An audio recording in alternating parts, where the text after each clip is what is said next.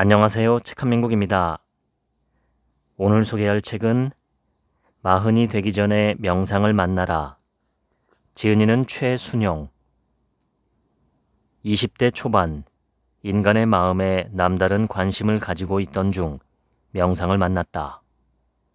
서울대 법대를 졸업하고 검사로 치열하게 일하는 가운데 마음 챙김을 토대로 하는 윗바사나 명상이 삶의 중심을 잡을 수 있도록 도와주었다. 부장검사 시절 보다 자유롭게 명상 생활을 이어가기 위해 검찰에 사표를 제출했다. 이후 변호사로 일하며 붓다의 가르침과 빨리 원전을 연구하며 이에 기반한 깊이 있는 명상 수행을 지속하고 있다. 15년 전부터 신세계 아카데미, 삼성 레포츠 센터 등에서 오프라인 명상 수업을 열었고 육해 공군의 군종병, 대학생 등을 대상으로 강의를 진행했다. 한 달 뒤인 9월 7일 서울교대에서 저와 제 명상 선생님이 진행하는 명상과 마음 경영 강의가 열립니다. 이 영상 설명란 더보기 버튼을 누르시면 자세한 설명과 신청 링크가 있으니 많은 참여 부탁드립니다. 본문을 읽겠습니다. 명상은 자신에게 줄 수 있는 가장 좋은 선물이다. 그간 평온한 마음으로 나의 인생과 직업에 충실할 수 있었던 건 분명 명상 덕분이었다. 명상은 무엇보다 세상을 바라보는 시각을 근본적으로 바꾸는 일이라는 점을 말하고 싶다. 명상은 내가 처한 현실에서 대상들을 바꾸려고 애쓰는 게 아니라 세상의 모든 일과 사람들을 대하는 나의 자세를 바꾸는 것이다. 그렇지 않고서는 진정한 내적 변화는 일어날 수 없다.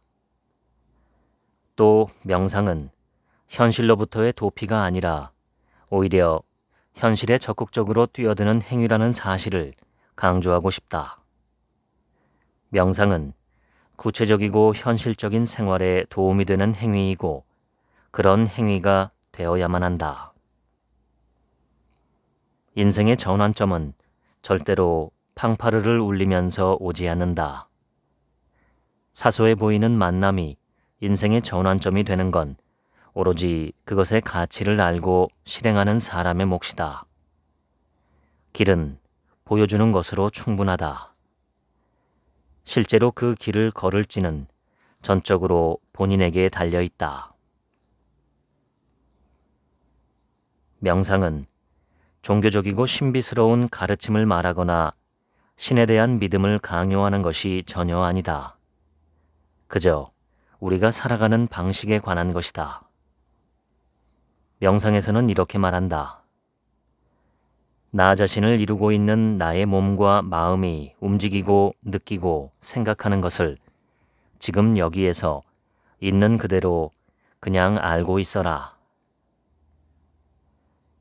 나의 문제가 무엇인지 알려면 지금 있는 그대로의 내 모습을 정확히 봐야 한다. 명상은 과거나 미래가 아닌 현재에, 다른 곳이 아닌 여기에 머무는 기술이다. 명상은 지금 여기에서의 자신의 모습을 있는 그대로 관찰하고 이해함으로써 개인이 변화하는 것을 목적으로 한다. 명상을 통해서 가장 먼저 얻고자 하는 것은 집중력과 마음의 안정감이다. 현대 사회는 사람을 들뜨고 산만하게 만든다. 우리를 다른 사람들과 비교하게 만들며 그 비교는 열등감을 자극한다. 비교는 열등감의 다른 말이다. 산만함으로 인한 문제들은 쉽게 찾아볼 수 있다. 낭비되는 정신적 에너지와 스트레스, 업무의 비효율, 온갖 사고 위험, 인간관계의 불협화음 등등. 집중력은 살아가는 데 있어서 필요한 최고의 덕목들 중 하나이다. 집중력 없이는 지금 여기를 있는 그대로 객관적으로 볼 수 없고 인생에 대한 깊이 있는 성찰도 불가능하다. 내가 지금 성찰하려는 대상에 잠시 동안이라도 집중할 수 없다면 어떻게 깊이 있는 성찰이 가능하겠는가? 집중하는 능력은 인생의 모든 곳에서 큰 힘이 된다. 모든 종교에는 집중 명상이라고 할 수 있는 활동들이 있다. 불교에서 하는 염불이나 삼천배가 그렇고 기독교에서 하는 기도, 천주교에서 하는 묵상 등도 어떤 바람직한 대상을 정해두고 반복적으로 그 대상에 마음을 가져감으로써 집중을 이룬다는 점에서는 집중 명상의 범주 안에 든다고 할 수 있다. 집중 명상은 명상의 시작이자 기초이다. 집중 명상은 대상을 정해두고 그 대상에 반복하여 의식을 가져가는 행위로서 산만함을 없애주고 마음의 안정감을 준다.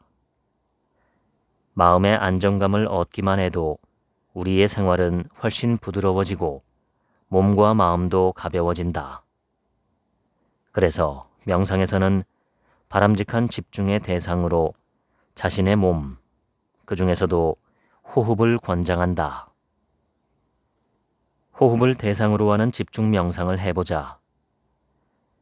1. 의자에 편하게 앉아서 몸과 마음을 최대한 이완하고 눈을 감고 입을 지그시 다문다. 심호흡을 길게 3번 하는데 코로 길게 들이쉬고 잠시 멈추었다가 입으로 길게 내쉰다. 2. 이어서 숨을 자연스럽게 내버려 둔다.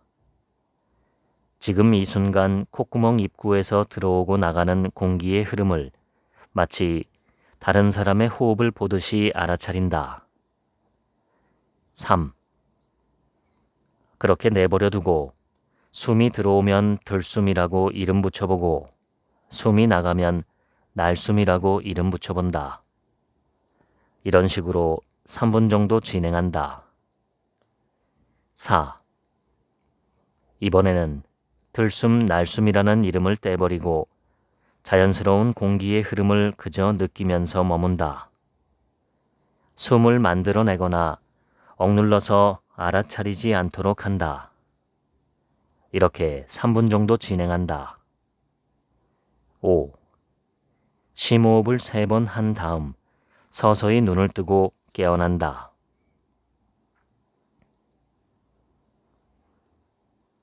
명상을 지탱하는 두 기둥이 있다.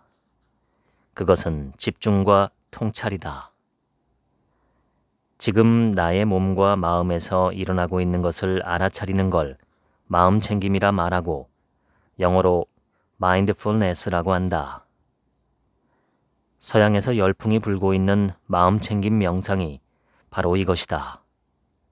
그리고 순간순간 마음 챙김을 함으로써 얻게 되는 마음의 좋은 상태가 바로 통찰이다. 통찰은 있는 그대로를 꿰뚫어 보는 것이다. 집중함으로써 마음의 안정을 얻듯이 마음 챙겨 통찰함으로써 얻게 되는 것이 지혜로움이다. 몸에 대해서 집중하고 알아차리는 것이 마음 챙김 명상의 기초이다. 자신의 몸을 마음으로 훑어보는 것으로 영어로 바디 스캔이라고 한다.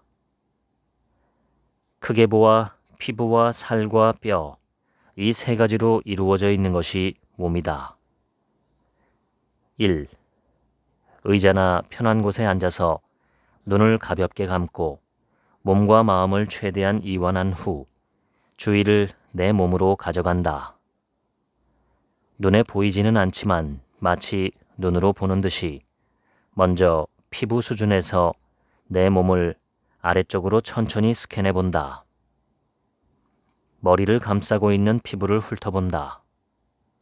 두피와 얼굴 전면의 피부, 머리 뒤쪽의 피부를 부드럽게 훑어본다. 다음에는 목의 피부, 가슴의 피부, 배의 피부, 등의 피부, 오른팔과 손의 피부, 왼팔과 손의 피부, 엉덩이를 감싸고 있는 피부를 훑어본다. 오른다리와 발의 피부, 왼다리와 발의 피부를 훑어본다. 2. 이번에는 다시 살과 근육의 수준에서 거꾸로 내 몸을 스캔해본다. 왼다리와 발의 근육, 오른다리와 발의 근육, 엉덩이의 근육, 왼팔과 손의 근육, 오른팔과 손의 근육, 등 근육, 배 근육, 가슴 근육, 목 근육, 머리 부위의 근육을 차례로 훑어본다. 3. 이번에는 다시 뼈 수준에서 아래쪽으로 내 몸을 스캔해본다. 머리뼈, 목뼈, 오른팔과 손뼈, 왼팔과 손뼈, 척추뼈, 갈비뼈, 엉덩이뼈, 오른다리와 발뼈, 왼다리와 발뼈를 순서대로 스캔한다. 이제 서서히 눈을 뜨고 안정되고 차분한 마음 상태를 그대로 가만히 유지해 나가도록 한다. 지금 현재를 나와 함께 살아가고 있는 내 몸에 대한 바디 스캔은 지금 이 순간으로 돌아오는 방법이자 나라는 존재에 대한 이해를 키우는 가장 훌륭한 방법이라고 할 수 있다. 걷고, 앉고, 서고, 뛰고, 구부리고, 펴고, 들고, 내리고 하는 등 일상생활 중 나의 모든 몸의 동작을 알아차려야 한다. 일상생활을 하며 몸의 움직임을 계속 알아차리면서 지켜보는 것이 마음챙김 명상의 1차 목표가 되어야 한다. 바로 이것이 너 자신을 알라라는 현자의 말에 다가가는 첫걸음이기도 한 것이다. 느낌과 생각은 서로 다른 마음작용이다. 우리가 차갑거나 뜨겁다고 느낄 때 차갑구나 또는 뜨겁구나 라고 굳이 생각을 해야지만 비로소 차갑거나 뜨겁다고 느끼는가? 생각하지 않으면 느낄 수 없나? 생각을 하지 않아도 느낌은 그냥 이 순간에 일어나서 느껴진다. 느낌은 내가 생각을 하기 이전에 지금 이 순간에 나에게 일어나는 어떤 것이다.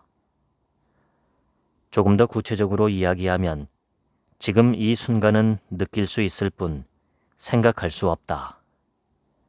반대로 과거나 미래는 생각할 수 있을 뿐 느낄 수 없다.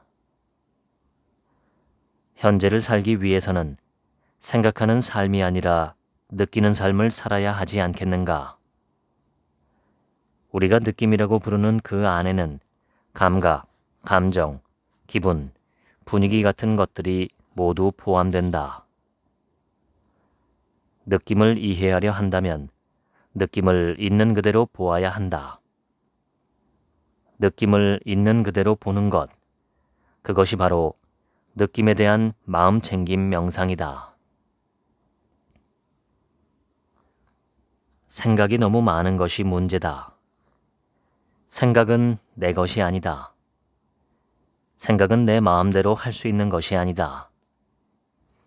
화장실에 들어가면 코가 열려있는 한 맡기 싫어도 냄새가 맡아지는 것을 피할 수 없다.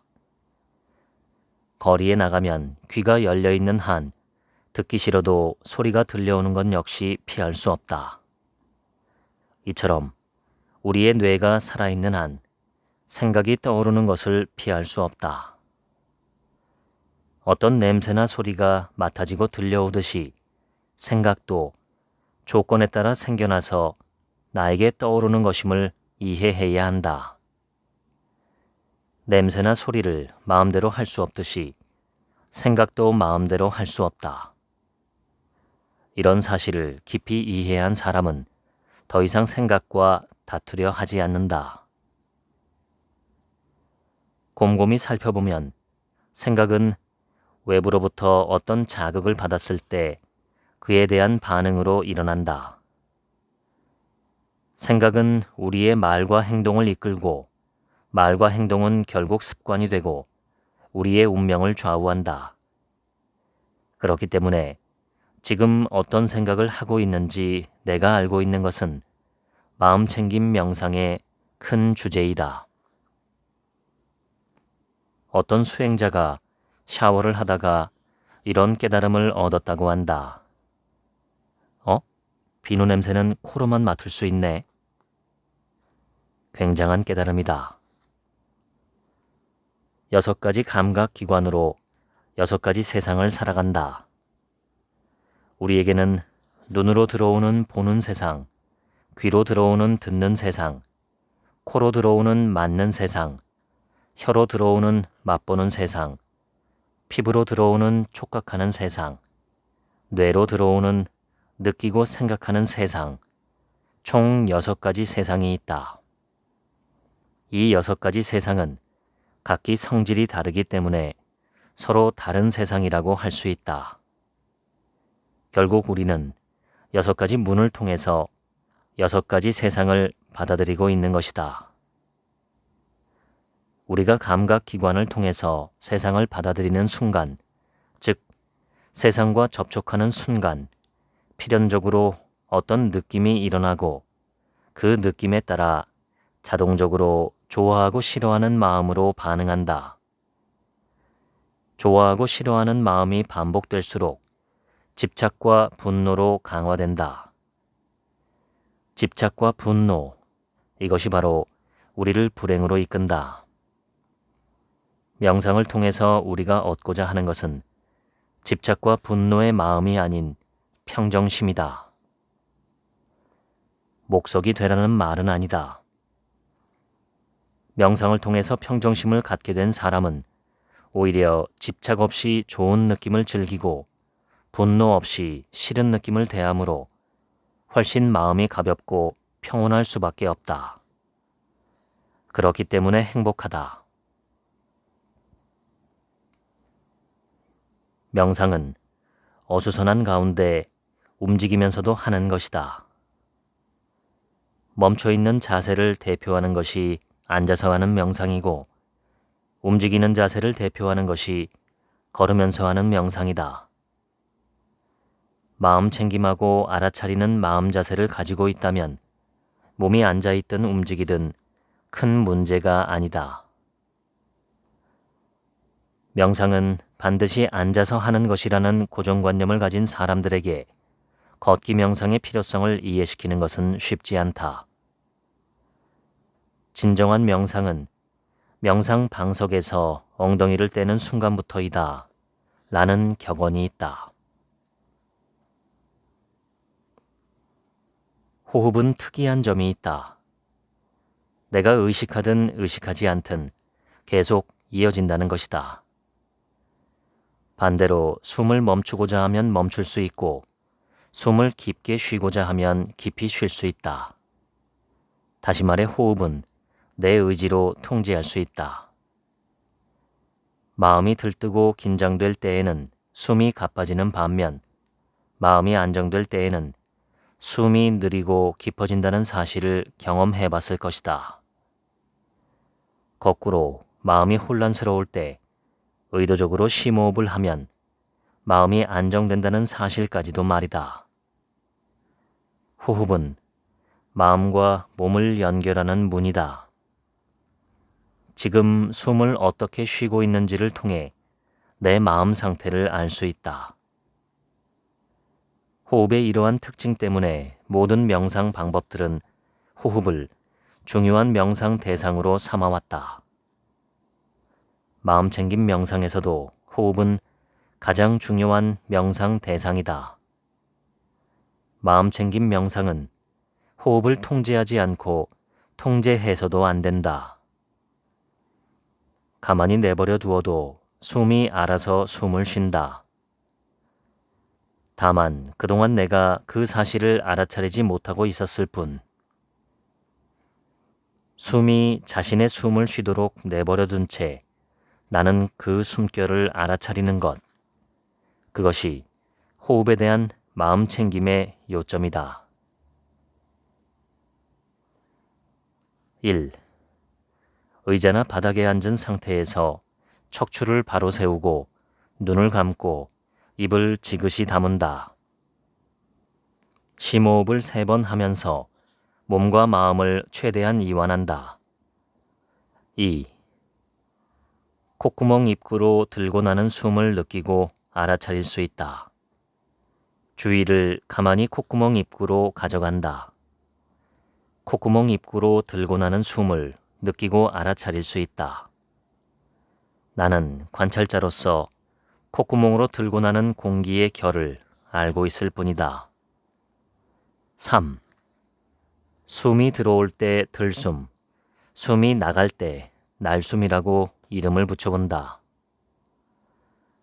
들숨과 날숨을 만들어내는 것이 아니라 그냥 숨이 들어오고 나감에 뒤따라서 이름을 붙이는 것이다.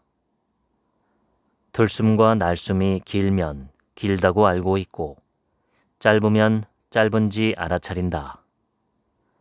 숨의 길이에 따라 마음속으로 길고 짧고 라고 이름을 붙여본다. 4. 이번엔 들숨과 날숨이 습한지 건조한지를 알아차려보고 시원한지 더운지를 알아차려보라.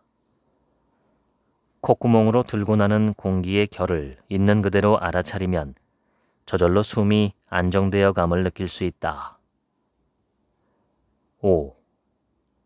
최소한 10분 이상 호흡에 대한 마음 챙김을 이어가다가 충분히 마음이 안정되었다고 느껴지면 심호흡을 3번 하고 서서히 깨어난다. 손주가 수염이 긴 할아버지 무릎에 앉아 있다가 할아버지에게 이렇게 물었다. 할아버지는 주무실 때 수염을 이불 안에 두고 주무세요? 밖에 두고 주무세요? 할아버지는 대답하지 못했다. 그날 밤 잠자리에 든 할아버지는 수염을 이불 안에 두고 자려 했지만 그게 아닌 것 같아 다시 이불 밖에 두었다. 그렇게 자려고 했는데 그것도 아닌 것 같아서 밤새 수염을 이불 안에 두었다가 밖에 두었다가 하며 잠들지 못했다. 평소에는 자연스럽게 숨을 쉬고 있지만 막상 호흡을 알아차리라고 하면 자연스러운 호흡을 못하는 사람들이 의외로 많다. 마음챙김 명상은 자연스러운 호흡을 알아차리는 것이지 호흡을 바꾸려고 하는 것이 아님을 제대로 이해하지 못하기 때문이다. 명상을 하는 우리는 포용적인 자세로 나의 호흡을 이해함으로써 몸과 마음, 즉 나의 삶을 이해하고자 하는 것이지 억지로 삶을 바꾸고자 하는 게 아니다. 고대 철학자 피타고라스는 철학자란 누구입니까? 라는 질문을 받았을 때 이렇게 대답했다고 한다. 우리는 모두 인생이라는 축제에 초대받았는데 누군가는 그곳에서 축제를 즐기고 누군가는 그곳에서 이름과 명성을 날리고자 한다. 그런데 또 다른 누군가는 축제가 진행되는 것을 바라본다. 그 사람이 바로 철학자이다. 명상을 하는 사람은 화의 마음이 일어났을 때 그것과 나를 동일시하지 않고 단지 바라보아야 한다. 그러면 화는 점점 힘을 잃게 된다. 화의 마음과 욕심의 마음은 본질적으로 같다. 화는 왜 일어날까? 바라는 대로 되지 않기 때문에 화가 일어난다. 바라는 바가 없는데 화날 일이 있을까? 자신이나 주변 사람들을 둘러보라. 욕심이 많은 사람은 분명히 화가 많고 화가 많은 사람은 분명히 욕심이 많다는 사실을 발견할 수 있다. 비유적으로 표현하면 욕심은 나에게로 끌어오려는 마음이고 화는 나로부터 밀어내려는 마음이다. 그래서 욕심은 뒤집은 화이고 화는 뒤집은 욕심이라고 말한다. 그렇기 때문에 욕심과 화를 함께 가래라고 부르는 것이고, 화에 대한 명상을 할 때에는 화의 마음만 바라보는 것이 아니라 욕심의 마음도 함께 바라보아야 한다. 화에 대한 명상을 통해서 화를 다스린다는 것은 욕심에 대한 명상을 통해서 욕심을 다스린다는 것과 같은 말이 된다. 마음이 어떤 성향, 예를 들어 후회, 걱정, 불안, 들뜸, 나태 등으로 기울어지고 있을 때 그것을 못 알아차리고 그대로 내버려 두면 그 방향으로 더 기울어져서 무게가 쏠리고 더욱 심한 불균형이 된다. 몸의 균형을 잡기 위해서는 먼저 몸이 기운다는 사실을 알아차리는 게 필요하듯, 마음의 균형을 잡기 위해서는 마음이 어느 쪽으로 기우는지를 먼저 알아차리는 것이 필요하다. 물리학자 리처드 파인만이 어떤 문제든 확실하게 해결할 수 있는 3단계의 방법을 이야기한 적이 있다. 일명 파인만 알고리즘이다. 첫째, 문제가 무엇인지 빠짐없이 자세하게 종이 위에 적는다. 둘째, 종이에 적힌 문제를 정말 골똘히 생각한다. 셋째, 떠오르는 답을 종이 위에 적는다. 유머이기도 하고 번뜩이는 통찰이기도 하다. 3단계 문제 풀이법 중에서 셋째 단계보다 둘째 단계가 중요하고 둘째 단계보다는 첫째 단계가 더 중요하다. 즉, 문제가 무엇인지를 빠짐없이 자세하게 종이 위에 적는 첫 번째 단계에서 사실상 결판이 난다. 마음에 어떤 생각이나 느낌이 일어나 문제가 생겼을 때 사람들은 허둥지둥 문제를 해결하려 할 뿐 문제의 발단이 된 생각이나 느낌을 눈여겨보려 하지 않는다. 우리는 마음에서 일어나는 생각이나 느낌을 대충 본다. 그러고는 그 생각이나 느낌 때문에 생겨난 결과물인 우울, 불안, 후회, 근심 등을 없애려고만 한다. 마음을 내 마음이 아니라 단지 마음으로 아는 것이 중요하다. 좋은 마음이든 나쁜 마음이든 내 것이 아님을 알아야 한다.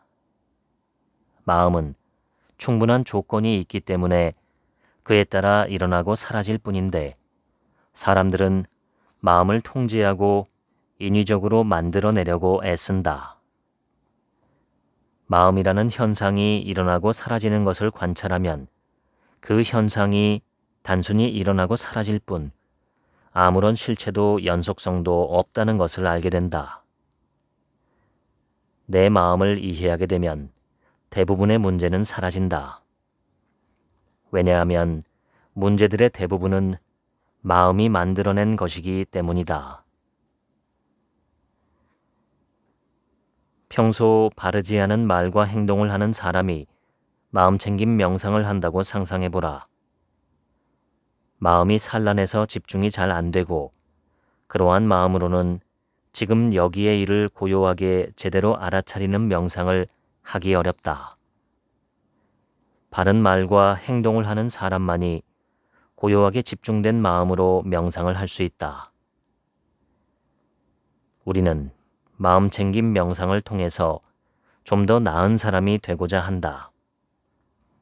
명상적으로 보면 좀 더 나은 사람이란 스스로에 대해 떳떳하고 두려움이 없기 때문에 마음이 고요하고 평정심을 유지하는 사람이다. 라면을 끓여 먹기 위해서 가장 먼저 필요한 것이 무엇일까?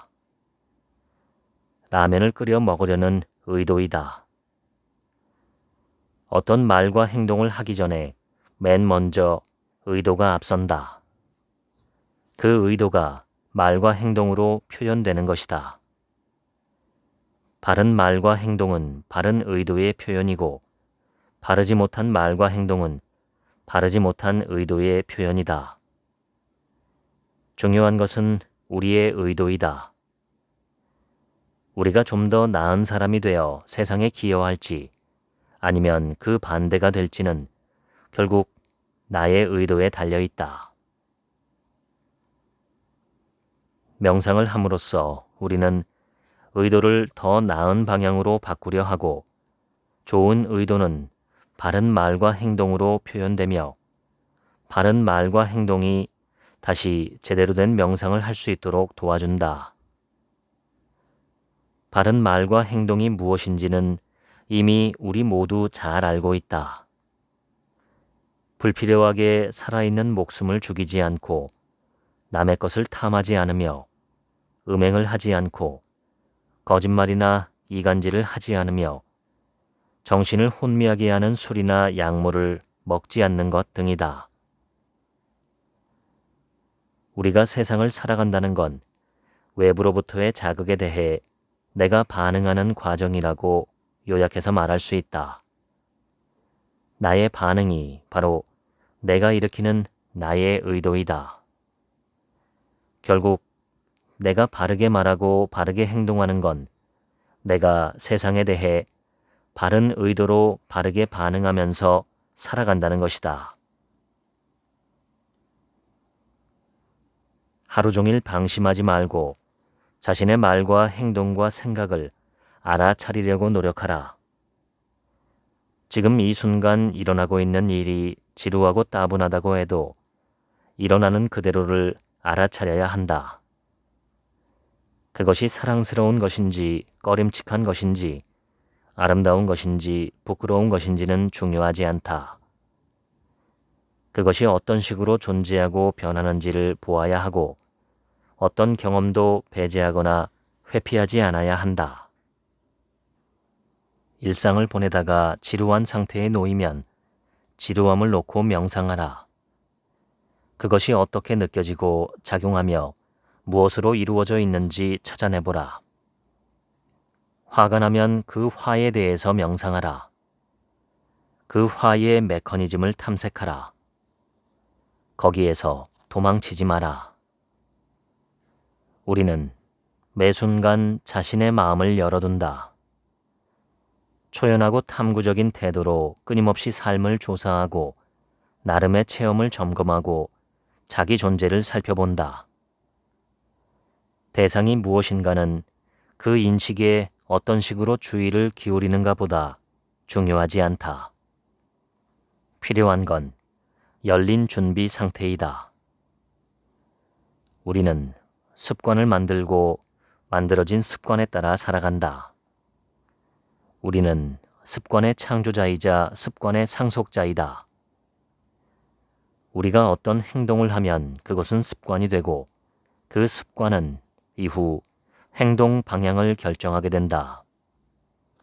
그런 이유로 나쁜 습관을 고치려고 하는 것이다. 명상의 목표는 연이은 습관의 흐름 속에서 경험하는 모든 측면을 완전히 자각하는 것이다. 우리는 배우기 위해 존재한다.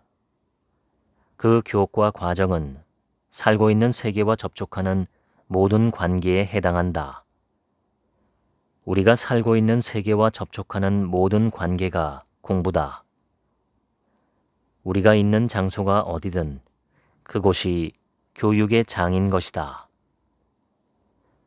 삶에서 무슨 일이 일어나든지 어떤 것도 의미 없다고 생각하지 마라.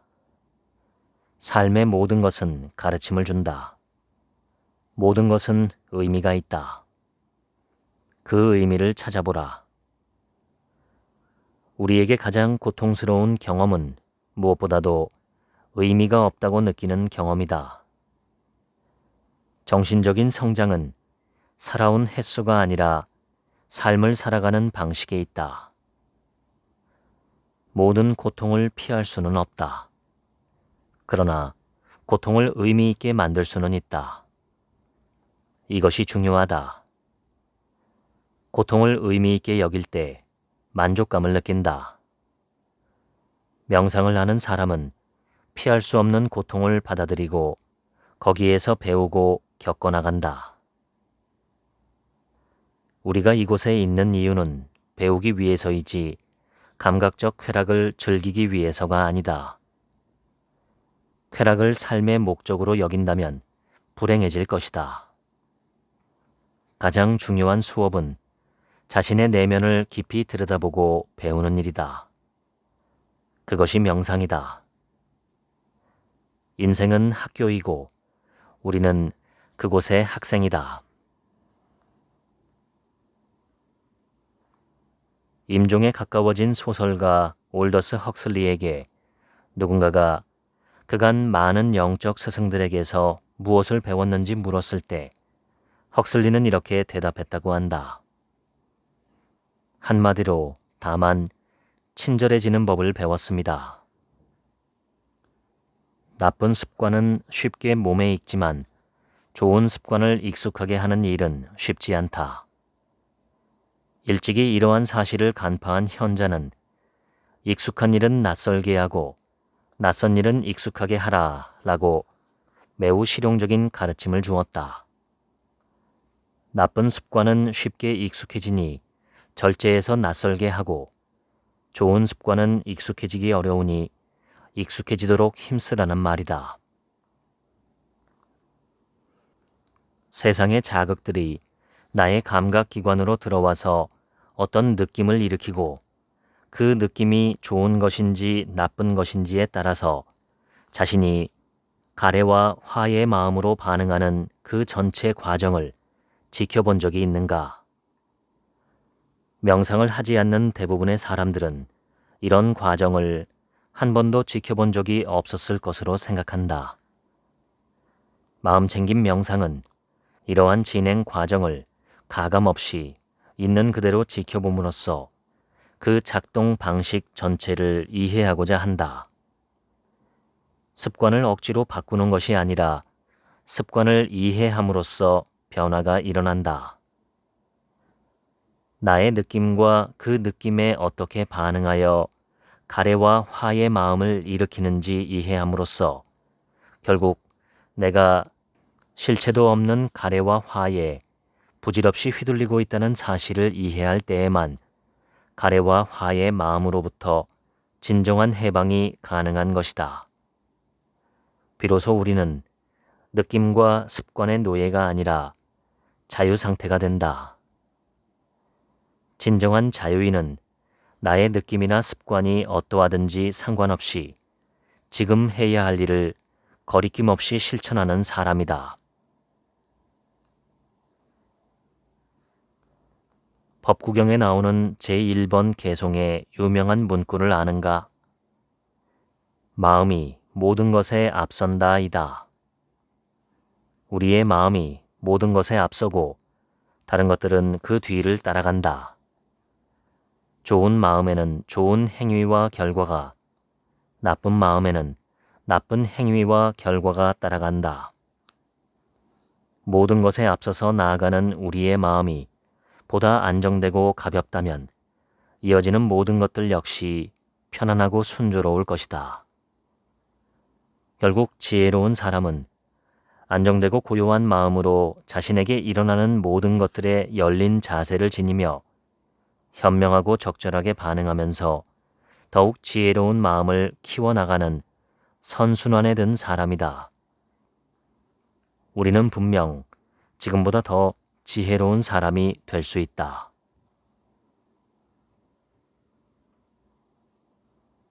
세상을 살아간다는 건 어떻게 해서든지 좋은 느낌은 더 가지려 하고 싫은 느낌들은 멀리 밀어내려 하는 끊임없는 과정이라 해도 지나친 말이 아니다.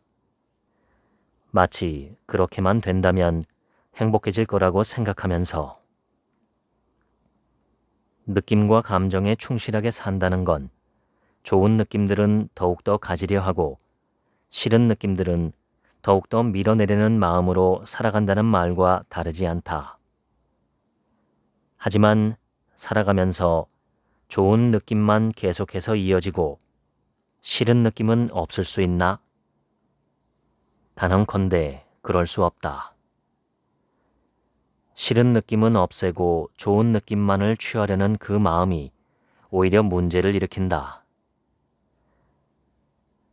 감각적 쾌락이라는 좋은 느낌만을 쫓아다녀서는 결코 행복하고 보람 있는 인생을 살 수 없다는 걸 우리 모두는 잘 알고 있다.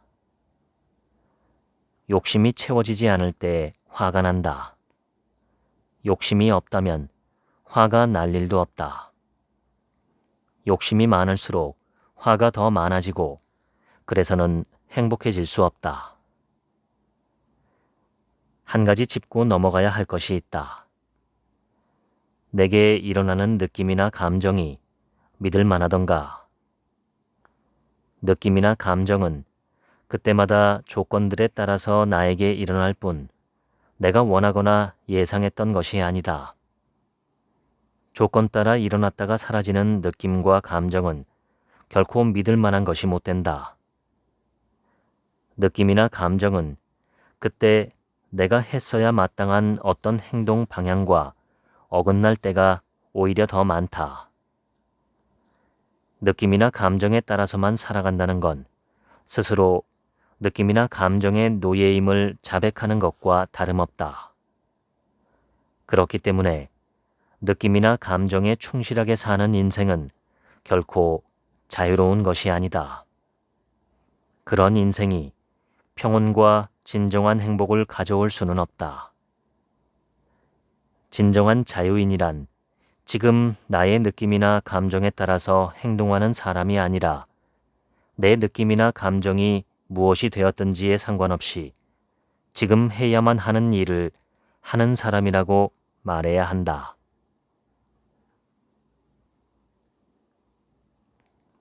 명상에서는 우리의 마음을 무겁게 하는 것을 멍해라고 부른다. 무거운 쟁기나 수레에 묶인 황소가 짊어진 그 멍에 말이다. 명상을 함으로써 마음을 가볍게 한다는 건 멍해로부터 벗어나는 것이다. 마음의 멍해에는 5가지가 있다. 첫 번째 멍해는 감각적 욕망이다. 우리는 감각기관인 눈, 귀, 코, 혀, 몸을 통해서 들어오는 감각적인 즐거움을 하루 종일 찾아다닌다. 욕망이 채워지지 않을 때 더 큰 불만족을 일으킨다. 그렇기에 감각적 욕망은 마음의 멍해이다.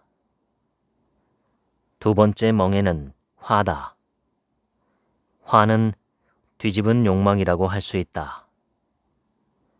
세 번째 멍해는 게으름과 몽롱함이다.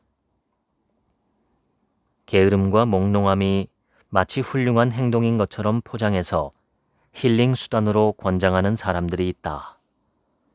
그러나 마음이 게으름과 몽롱함에 빠져 있을 때 결코 마음은 가볍지 않다. 게으름과 몽롱함은 마음의 균형이 무너진 상태로서 아무런 발전도 가져오지 않기 때문에 시간 낭비이자 스스로에 대한 모독이다. 네 번째 멍해는 들뜸과 후회다. 들뜸과 후회는 게으름과 몽롱함의 반대라고 할 수 있다. 들뜨거나 후회하는 마음은 불안정하기 때문에 어디로 튈지 모르며 우리를 행복하게 해주지 못한다. 5번째 멍해는 의심이다. 합리적인 호기심은 발전할 수 있도록 도와주지만 마땅히 신뢰해야 할 것을 신뢰하지 못하는 의심은 마음을 불안하게 한다. 의심병에 사로잡힌 사람은 정상적인 사회생활이 불가능하다. 그 사람의 마음은 무겁다.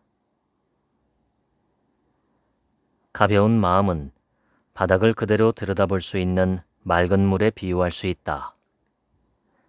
마음 안에 5가지 멍해가 있다면 바닥을 있는 그대로 볼 수 없다. 비유하자면 감각적 욕망에 사로잡힌 마음은 색색의 물감을 푼 물, 화에 사로잡힌 마음은 끓는 물, 게으름과 몽롱함에 사로잡힌 마음은 이끼가 낀 물, 들뜸과 후회에 사로잡힌 마음은 바람에 일렁이는 물.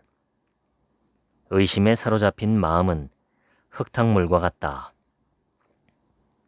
명상을 함으로써 마음을 가볍게 한다는 건 흐려진 물을 가만히 내버려 두고 가라앉게 하여 바닥을 있는 그대로 볼 수 있는 상태를 만드는 일이다. 세상을 바라보는 우리의 견해가 중요하다. 명상에서는 세상을 있는 그대로 보는 눈을 가지라고 이야기한다. 하지만 우리는 세상을 있는 그대로 볼 수 없다. 그건 불가능하다. 중요한 것은 있는 그대로 볼 수 없는 세상 가운데에서도 있는 그대로 보려는 노력 자체이다. 있는 그대로 보려고 노력하는 사람은 그렇지 않은 사람들보다 조금 더 세상을 객관적으로 볼 수 있다. 세상을 있는 그대로 보려고 노력하는 것, 그것이 명상이다. 세상에서 실제로 벌어지는 일과 우리가 바라는 것의 모습은 같지 않다. 우리가 원하는 대로 바뀌기만을 간절히 바란다고 해서 세상의 모습이 바뀌는 것은 아니다. 기도에 대해서 나 하나만을 위해서 우주의 모든 법칙들을 바꾸어 달라는 것이라고 풍자한 어떤 이의 말을 귀담아 들어야 한다. 옛날에 정기적으로 방문객들을 자신의 집에 초대하는 유별난 현자가 있었다. 하루는 몇 명의 방문객들이 현자를 찾아갔더니 현자가 매운 고추를 담은 접시를 앞에 두고는 계속해서 고추를 먹고 있었다. 방문객들은 어리둥절해서 왜 그렇게 매운 고추를 먹고 있는지 이유를 물었다. 현자는 이렇게 대답했다. 나는 이 고추들의 매운맛을 참으면서 조만간 고추에서 단맛이 나타날 때까지 기다리고 있지요. 우리가 살아가는 것도 이와 마찬가지다. 언젠가는 모든 것이 더할 수 없이 완벽하게 나아질 것이라고 기대하면서 이루어질 수 없는 꿈을 안고 살아간다. 매운 고추를 씹으며 불편한 느낌을 경험하면서도 그것이 언젠가는 달콤하게 변할 걸로 기대하고 있는 것이다.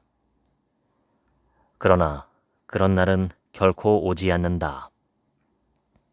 변하지 않는 완벽한 외적 행복은 이룰 수 없는 꿈이다. 명상은 외적인 것이 아니라 그것을 대하는 우리의 자세와 내적인 변화를 추구하는 것이다. 무엇이 내적인 변화를 가져올까? 가장 중요한 건 변화하고자 하는 동기이다. 우리에게 진정으로 필요한 것은 내적 변화를 일으키려는 굳건하고 지속적인 결심이다. 우리가 어떤 경우에 우연히 좀 더 나은 방향으로 자신을 이끌려는 내적인 힘을 경험할지라도 그 방향으로 지속하려는 내적 동기가 없다면 그것으로 끝나고 말 것이다.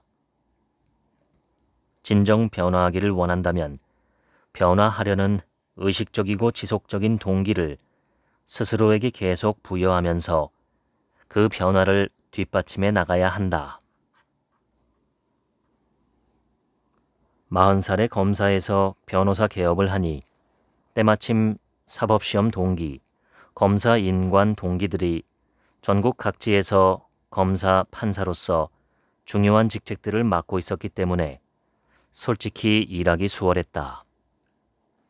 또 이른바 잘나가는 검사 출신 전관 변호사로서 재벌 그룹 회장 관련 사건을 선임하여 변호하는 일이 수없이 많았다. 재벌 그룹 회장이라 하면 누가 보더라도 돈이 많은 사람들인데 그 사람들은 과연 어떤 생각을 하고 어떤 가치관을 가지고 있으며 과연 행복하게 살고 있는지 평소 궁금하게 여겨왔던 사항들을 바로 옆에서 확인할 수 있는 절호의 기회였다. 그러나 예상과 달리 또는 예상했던 대로 내가 변호한 재벌그룹 회장들의 공통점은 불행하게도 대부분 돈의 모든 가치를 두고 돈을 위해서라면 수단과 방법을 가리지 않는 가치관을 가지고 있었다는 점이다. 어떤 면에서는 평범한 사람들보다 더 인색하고 주변 사람들을 아나무인으로 대하거나 사람을 믿지 않는 태도를 가지고 있었다. 그러니 항상 마음이 불안하고 초조할 수밖에 없다. 결코 행복한 인생을 살지 못한다는 사실을 발견했다. 한 번은 모 건설사 회장의 업무상 횡령 사건을 검찰에서 변호한 적이 있다.